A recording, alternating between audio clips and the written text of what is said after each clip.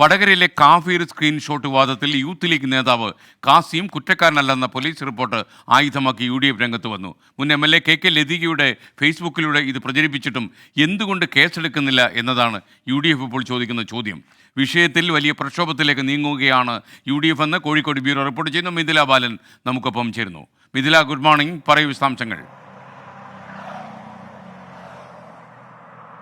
Good morning SKN. Lok Sabha തെരഞ്ഞെടുപ്പിന്റെ കൊട്ടിക്കലാശ ദിവസമായ April 24-നായിരുന്നു ഇത്തരമൊരു സ്ക്രീൻഷോട്ട് പ്രചരിച്ചത്. യൂത്ത് ലീഗ് നേതാവ് മുഹമ്മദ് കാസിമിന്റെ പേരിലായിരുന്നു.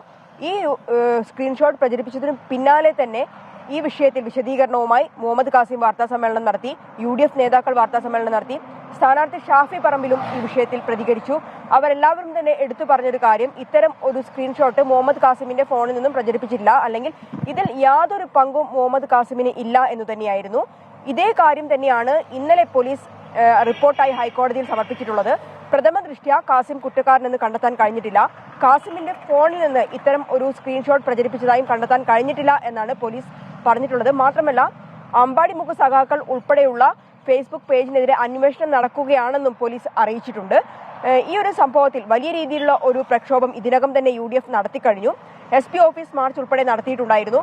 പോലീസിന്റെ ഭാഗത്തുനിന്നും ഇതിന്റെ ഉറവിടം കണ്ടെത്താൻ കൃത്യമായ ഒരു അന്വേഷണം നടക്കുന്നില്ല എന്ന പരാതിയാണ് ഈ നിമിഷവും UDF ഉന്നയിക്കുന്നത്.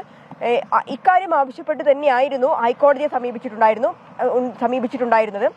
ആ സമീപിച്ചതിനെ തുടർന്നായിരുന്നു ഇത്തരത്തിൽ പോലീസിനോട് റിപ്പോർട്ട് ആവശ്യപ്പെടുകയും ഇന്നലെ പോലീസ് റിപ്പോർട്ട് സമർപ്പിക്കുകയും ചെയ്തത്. എന്നിരുന്നാൽ തന്നെയും മുൻ MLA KK ലതികയെ ഉൾപ്പെടെ 12 പേരുടെ മൊഴി പോലീസ് രേഖപ്പെടുത്തിയിട്ടുണ്ടായിരുന്നു. പോലീസ് മൊഴി രേഖപ്പെടുത്തിയിട്ടും എന്തുകൊണ്ട് KK ലതികയ്ക്കെതിരെ കേസെടുക്കുന്നില്ല? KK ലതികയുടെ ഫേസ്ബുക്കിലായിരുന്നു ഇത്തരം ഒരു പോസ്റ്റ് ഉണ്ടായിരുന്നത്. എന്തുകൊണ്ട് KK ലതികയ്ക്കെതിരെ കേസെടുക്കുന്നില്ല എന്ന ചോദ്യമാണ് UDF മുന്നോട്ട് ഉന്നയിക്കുന്നത്. Thank you Mithila Balan.